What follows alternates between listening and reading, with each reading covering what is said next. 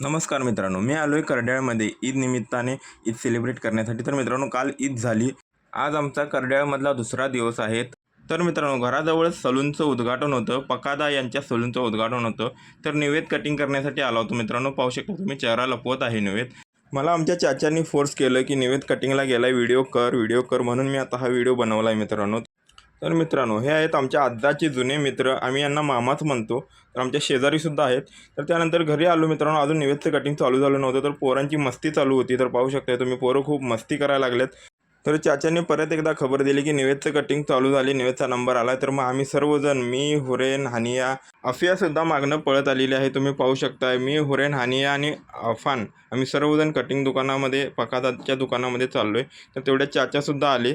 तर मित्रांनो, पाहू शकताय तुम्ही, आम्ही सर्वजण पकादाच्या दुकानात चाललो आहे. पकादाचं दुकान तुम्ही पाहू शकताय, आजच उद्घाटन झाले त्या दुकानाचं.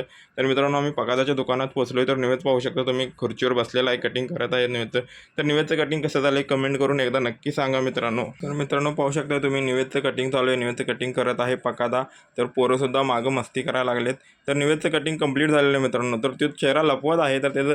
तर मित्रांनो, कळड्याळमध्ये कटिंग दाढीसाठी 70 रुपये रेट चालू आहे. तर मित्रांनो, आजच्या व्लॉगमध्ये एवढंच. व्हिडिओ आवडल्यास लाईक करा, शेअर करा, फॉलो करा. थँक्यू.